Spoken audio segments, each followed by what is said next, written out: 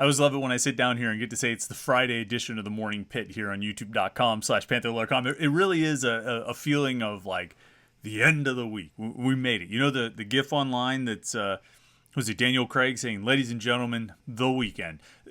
My ladies and gentlemen, the weekend moment is saying, this is the Friday edition of the Morning Pit here on youtube.com/Panther-Lair.com. We made it to the end of the week, and I'm glad you could be here to spend Friday morning with us on the Morning Pit. Make sure you like this video and subscribe to our YouTube channel. You know the deal. The like button's over there. The subscribe button is down there. youtube.com/Panther-Lair.com. That's our YouTube channel where we post all these Morning Pit videos. We post post-practice interviews and practice highlights. We've got all those things going on at youtube.com/Panther-Lair.com right now. We do our live stream like we did on Wednesday night. Every Wednesday night at 8:30 p.m. We had post-game shows, all that stuff. I mean, you know what we do here. Or if you're watching these videos, you know what we do at youtube.com/Panther-Lair.com. And if you're not subscribed, you should be. Click the button. And turn on the notifications if you want, and that way you'll never miss any of our live streams or any new videos that we post. And of course, the website is Panther-Lair.com, Pittsburgh.rivals.com, the most comprehensive source of Pitt sports news on the internet, football, basketball, and recruiting. You'll find it right there at Panther-Lair.com, Pittsburgh.rivals.com. So last week we started doing something new here on the Friday edition of the Morning Pit. We did like a mailbag, and we had some good questions. I solicited questions on our Between Fifth and Forbes message board. Got some good questions. We only got through like 4 of them. I think 1, 2, 3, 4. We got through about 4 because we ended up, Pitt Chag asked a question about NIL, and we ended up going on a long rabbit hole on that front, and I'm glad it was a good conversation, but we only ended up getting through about 4 questions, and there were a bunch more in there, so I wanted to pick up where we left off. Hopefully we'll get through all of these, and we can take new questions for next week's Friday mailbag. But for now, there are some good questions in here that I think will be fun to discuss, and so we'll jump right into it with a question from the Special Sauce, who has 3 questions. It says, 1, besides Means and Mumfield, who steps up at wide receiver? 2, who are the most physically gifted players on offense and defense? And 3, which newcomers have been the most pleasant surprises so far? So let's start with number 1. Besides Means and Mumfield, besides Bub Means and Bub Mumfield, besides Bub Means and Kanate Mumfield, who steps up at wide receiver? This is the big question, because look, with Jared Wayne leaving, Jared Wayne caught 60 passes last year. You know, that's a huge chunk of production that's got to go somewhere. And you say, well, a bunch of it will go to Means and Mumfield, and maybe, but Mumfield caught like 58. So he was already kind of right there. You know, I guess you could add more receptions. You get up to 80 catches or something like that. Means only caught like 27 or something.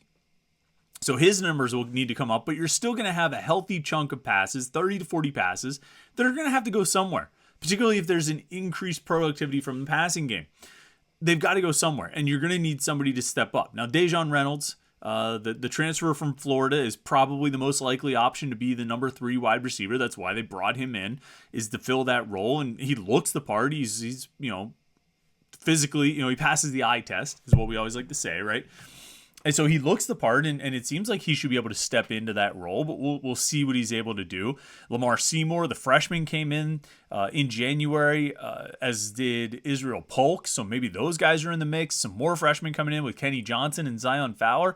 But I'll tell you a guy who has really stepped up lately and looks like he's having a pretty good spring, to the surprise of me and maybe the surprise of the Pitt coaches as well. And I wrote about this yesterday in our spring camp report, is Miles Alston.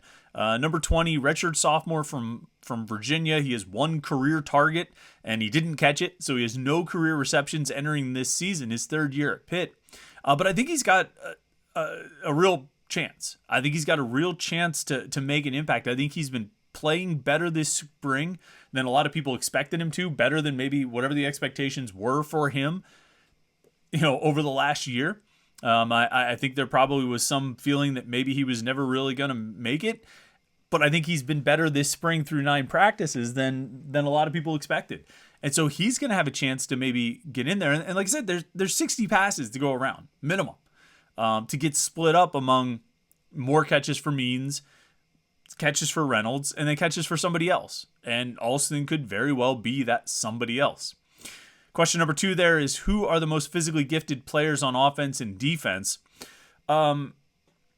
I mean, honestly, like the offense, if you were going to say one guy, the most physically gifted athlete on offense, it's probably, and somebody might correct me, somebody at Pitt might be saying, what are you, an idiot? What are you, an idiot? It's obviously this other guy, but I would say Bub Means. I mean, he's fast. He brags that he's the fastest guy on the team, which he may or may not be right about that. But if you're going to brag about it, you're probably no worse than top three, and everybody else that we ask, oh, Bub says he's the fastest guy on the team. They kind of laugh because nobody wants to say they're not the fastest guy on the team. But nobody really has disagreed with him being really, really fast. He's big. He's fast. I would guess that when he tests his vertical leap, he gets up there pretty good. He's a freak athlete. I mean, probably one of the best athletes on the team, probably the best athlete on the offense. He just needs to catch the ball. I mean, you've got all the physical tools right there. If he can just catch the ball, he's going to be a game breaker. He just needs to catch the ball. He needs to actually play the receiver position. He needs to look like a wide receiver and not like a guy, a safety who's playing offense or a defensive back. I mean, they always make that joke that, corners and safeties would be playing receiver if they could catch. You don't want to end up questioning whether Bub Means should be playing on defense, but he's got all those physical tools. As far as physically gifted guys on defense, you probably already know where I'm going to go here. It's those two outside linebackers, Bengali Kamara and Solomon DeShields, particularly Kamara. I mean, these guys just, stop me, you've heard me say this many times over and over. They just look like NFL players. I mean, they are built like NFL players. Like if you were standing outside of practice, some of those times when Pitt's practicing on the far fields and the Steelers are practicing on the close fields, and if you put them in black and yellow, physically, they would look like they could walk out onto the field with the Steelers. Just physically, they're put together like that. I'm not saying that they're ready to play in the NFL just yet, but physically, they have those traits. So I would have to go with one of those guys, maybe Kamara. But I think there are some freaks throughout this defense, but those guys definitely jump out. And then Special Sauce's question number 3 is, which newcomers have been the most pleasant surprises? Surprises, I don't know. I think there were high expectations for the transfers, whether it's Dejon Reynolds or Donovan McMillan or Phil Dracovic or Derek Davis. I think there were measured expectations for guys, freshmen like Isaiah Neal or Lamar Seymour. I think everybody had really high expectations for what Isaiah Neal's career is going to be. And I don't think there's anything through the first 9 practices that has changed any of those expectations. If anything, they've only climbed. I think they've been pleasantly, I don't want to say surprised because they expected him to be really good, but I think they have been excited, I guess would be the way to say it. They're excited and encouraged about how he has been so far. All right, let's roll on. Left Coast Panther asks, percentage chance the football staff brings in 2 more transfers after the spring? I mean, 95% chance they bring in more transfers? 99% chance? I don't like to say there's a 100% chance of anything happening, but they've got extra scholarship spots. There's no reason not to fill those with help. Left Coast Panther suggests maybe linebacker or wide receiver. I could see that being a possibility. Yesterday there was news that they offered a transfer wide receiver out of Cal U, not Cal Berkeley, Cal U. So clearly they're looking in those areas, but it's just with the empty spots they have, you don't get to carry empty scholarship spots over to the next year. You fill up your 85 if you can, and they've got room to do it. So there's no reason for them not to go out and get more transfers. I'll be shocked if they don't. I think they absolutely will after spring camp. AdJack15 has a good question here. I really like this question, actually. Says, if the running game stays strong, the defense is as good as last year but improves their sack numbers, and Dracovic provides above-average quarterback play with 25 total touchdowns, Pitt does which of the following? A, wins 10 games. B, wins 10 games and goes to Charlotte. C, 11 wins, including the ACC championship. D, 12-1 and makes the playoffs. E, none of the above. I like this question. Because it emphasizes the main point that so many of us have talked about. And it's the importance of the quarterback play. It's one key phrase in there. 25 total touchdowns from the quarterback. If you get, if the running game's good, just like it was last year, if the defense just keeps playing at a high level like it has for a bunch of years now, and you get 25 touchdowns out of the quarterback, I mean, I think a trip to Charlotte is pretty much inevitable, and with a legitimate chance to win the ACC championship. I'm not going to go so far as to say 11 wins, including the ACC championship. I'm not going to say 12-1 makes the playoffs, but I'm going to say they win 10 and go to Charlotte. Because look, you didn't even need 25 touchdowns last year to get to Charlotte out of the quarterback. What did Keaton Slovis finish with last season? It's a small number, I know that, but let me just look real quick to get the exact total. So he threw 10 touchdown passes. He didn't rush for any, right? No. So he threw 10 touchdown passes. If he had gotten to 15 touchdown passes or 16 touchdown passes, let alone 20 or 25 like you're talking about, they're in Charlotte. I mean, they are in Charlotte if he throws another 5 touchdown passes and another 6. And you're talking about improving by 15 touchdowns, total touchdowns, rushing and passing. If that happens, yeah, they're going to Charlotte. And yeah, they're going to have a real chance of winning. I don't think there's any question about it. I'll give you the trip to Charlotte. I'll give you 10 wins in the regular season.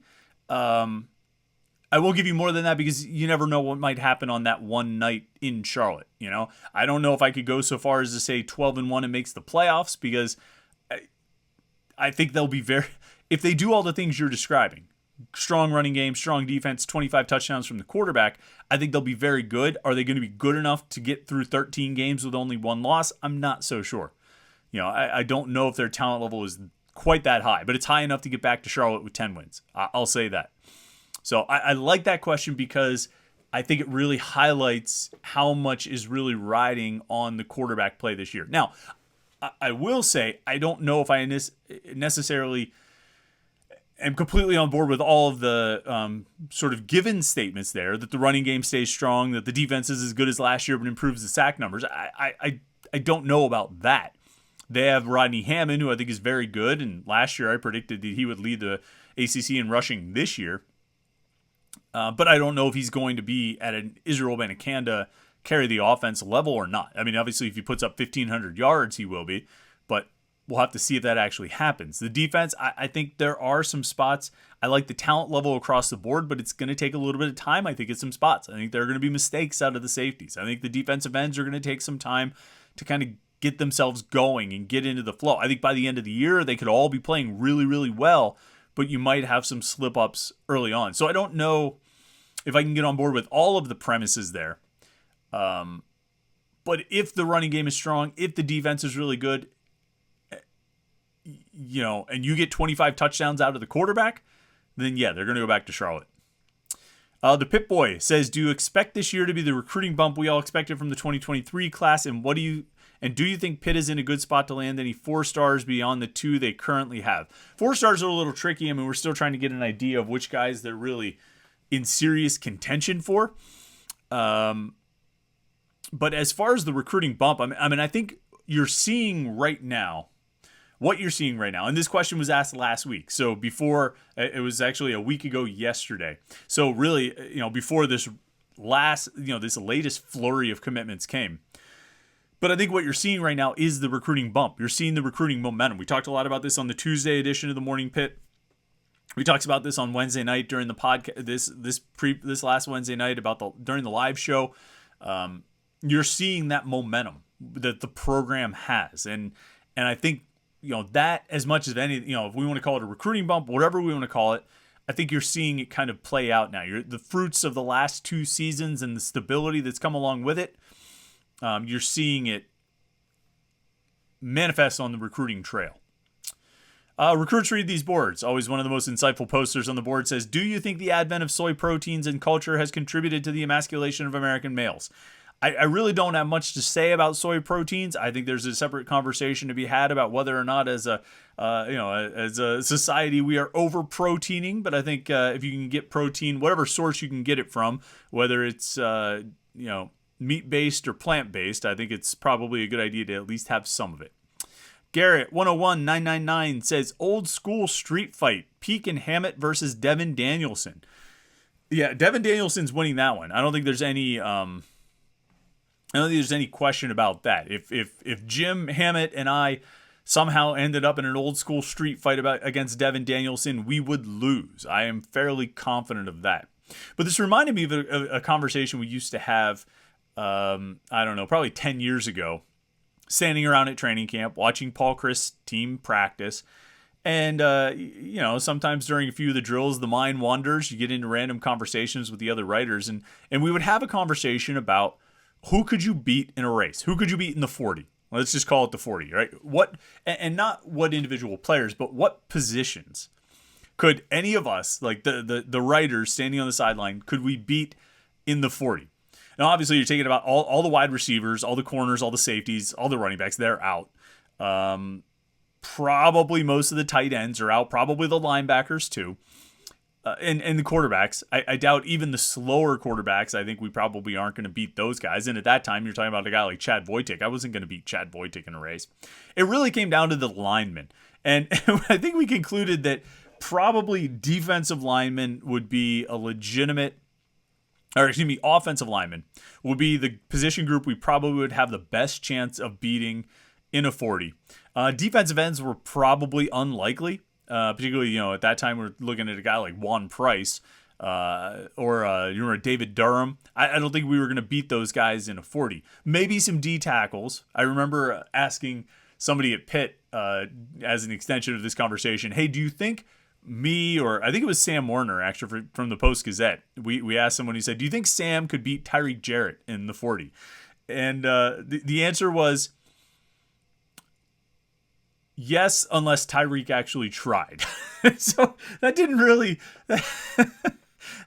That didn't bode well that wasn't an endorsement of our physical conditioning, that if Tyreek Jarrett actually tried, we wouldn't beat him, all 315 pounds of him. I think we narrowed it down to the offensive lineman. I mean, the offensive line would be our best chance of beating any position group in a foot race. Street fights, I don't like our chances against anyone. But at least in the 40-yard dash, it's probably just the O linemen. They're big guys. They don't like to run very far. Neither do we. Let's see here. Tyler Dickens says, are there any posters on your personal ignore list? No. On the message boards, no. I don't ignore anybody on the message boards. I'm not going to say I love everyone equally, but I don't put anyone on ignore. I read everyone's posts. I read almost all the posts that are out there. I don't read all of them. Can't get to 100% of them, but I read most of them, and I don't have anyone on ignore. Occasionally there's someone who gets banned, which I guess is sort of like ignore, but they still have the ability to send me messages and let me know why they shouldn't be banned, which only reinforces the point. But no, I have no one on the message boards on my personal ignore list. If you are on the message boards, though, and there's somebody who just really bugs you, I highly recommend putting them on ignore. Because from what I've been told, you just don't even see their posts. You don't even know that they're out there. They just fade away like a pigeon. So maybe check it out. GM Lind22 says, if you had to pick 3, who would be your breakout stars for this team? Last offseason, it was Bengali, Kamara, Deion Hayes, and Kanate Mumfield, if memory serves correctly. Yeah, I definitely talked about Kamara, Hayes, and Mumfield a lot last year.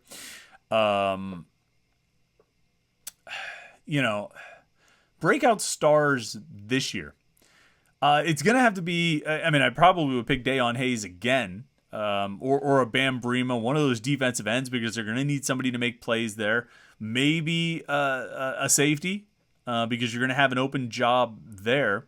I think the linebackers are kind of known. I don't think you could really say you'll have a breakout star, although Solomon DeShields, he had 5 tackles for loss and 4 sacks last season, but he was playing mostly in a backup role and a defensive sub-package role. He's going to have more playing time, be more prominently featured in the base defense this year, so maybe he has a chance to be a breakout. But, I feel like the linebackers generally are a known commodity. The corners are a known commodity. Maybe somebody like Sean Fitzsimmons, a defensive tackle, fights his way up into the rotation, or an Elliot Donald, or one of the younger tackles could fight their way into the rotation and get playing time and make an impact and be a breakout star. It's tough. I probably would pick Deion Hayes again because I think he can have an even bigger impact. There was a question in here.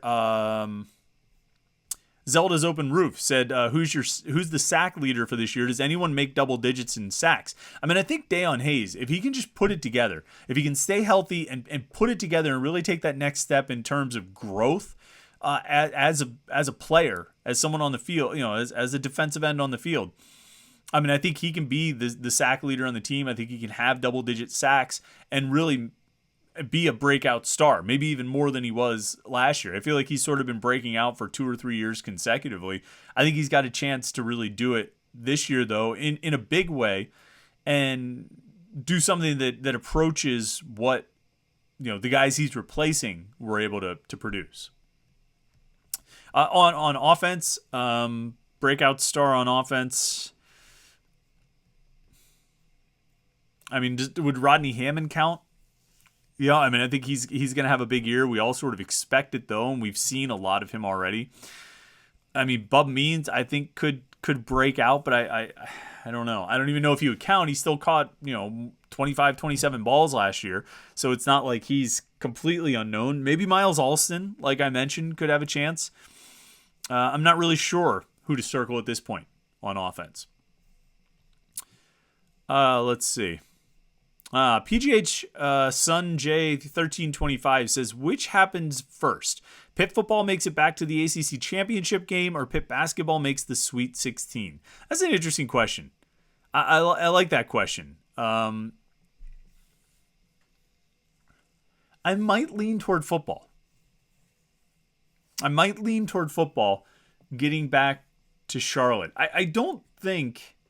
I think when the ACC revised the scheduling model and did away with the divisions and went to one big division and the top 2 teams advanced to Charlotte every year, I think there was a feeling of, that just eliminates all the chances for Pitt and Georgia Tech and Duke and Boston College and Virginia and all this stuff. It's just going to be Clemson and Florida State every year, and it might be Clemson and Florida State every year, with North Carolina occasionally butting in. But I don't think that's what's going to happen. I think it'll be more diverse than people expected to. When they announced that and there was a big to-do about it, you went back and looked. Since the league expanded in 2013, there's only been 1 or 2 times where the ACC and Coastal Division champs wouldn't have ended up there anyway if it was in like a single division. There was some thought. I think people assumed that every year Clemson went 8-0 and Florida State went 7-1. And, you ended up with 8-0 Clemson against a 5-3 Coastal team when, teams with better conference records from the Atlantic were sitting at home because they had to be in Clemson's division. But that really wasn't the case. Usually got a, at worst, 6-2 Coastal team and oftentimes a 7-1 and even an 8-0 team going to Charlotte to take on whoever would be at that time. Clemson most of the time. You generally ended up in a situation where if you took all 14 teams and ordered them by their conference records, you still ended up with the top 2 going to the ACC championship game. So I don't know if it's a huge change. And for Pitt, with annual games, what do they have? Syracuse, Boston College, and Virginia Tech as your annual opponents. I mean, that's a favorable draw. And I think, as this program is building, this is going to be a big season this year, of course, as a link to kind of get them, to get a great season out of Djokovic and keep building what they're building. But I mean, I think the football program should have a pretty good shot at getting back to Charlotte. The basketball program, we're going to need to see them sustain a little bit. And then they're going to need to get into the ACC tournament or the NCAA tournament and win 2 games. Which is not the easiest thing to do. I know they just won 2 games this year, but you know what I'm saying. They need to win that first round game and that round of 32 game. And it's not easy to make the Sweet 16. Some of it is luck. Some of it, the ball has to bounce your way. It's not just talent or having a good team. You need a little bit of luck along the way. So I might actually lean toward the football team making it back to the ACC championship before the basketball team makes the Sweet 16, but we'll see. That might have been it, actually. Yeah, because the only other question was Zelda's Open Roof. Asked who my sack leader for this year is, and does anyone make double digits in sacks? And I think it'll be Hayes. I think Dayon Hayes will take a step forward and be the player that I think they're expecting him to be, and really kind of take over a leadership role in that in that defensive line room. So thanks for the questions for everybody. We got through them all, which is awesome. Next Friday, we'll have another mailbag. I'll post it on Wednesday or so, start soliciting questions for the mailbag on our Between Fifth and Forbes premium message board. So if you want to get your question in for the mailbag edition of the Morning Pit, go check out Panther-Lair.com, Panther-Lair.com, Pittsburgh.rivals.com. The most comprehensive source of Pitt sports news on the internet, football, basketball, and recruiting. You find it all at Panther-Lair.com and message boards where you can talk to other Pitt fans all day, every day. Panther-Lair.com. Listen, while you're here, make sure you like this video and subscribe to our YouTube channel, youtube.com/Panther-Lair.com. You never miss any of our exclusive Pitt video content that we post there, youtube.com/Panther-Lair.com. Thanks so much for checking out the Morning Pit this week. It's been a lot of fun. We've had a lot of fun things to talk about. Pitt football and basketball and recruiting keep providing us with more topics to discuss, and that's good when you're trying to do a daily show, let me tell you. So thanks for watching this week. Thanks for watching today. I hope you had a great week. I hope you have a great weekend, and we'll be back to talk to you again on Monday morning for another Morning Pit right here on youtube.com/Panther-Lair.com.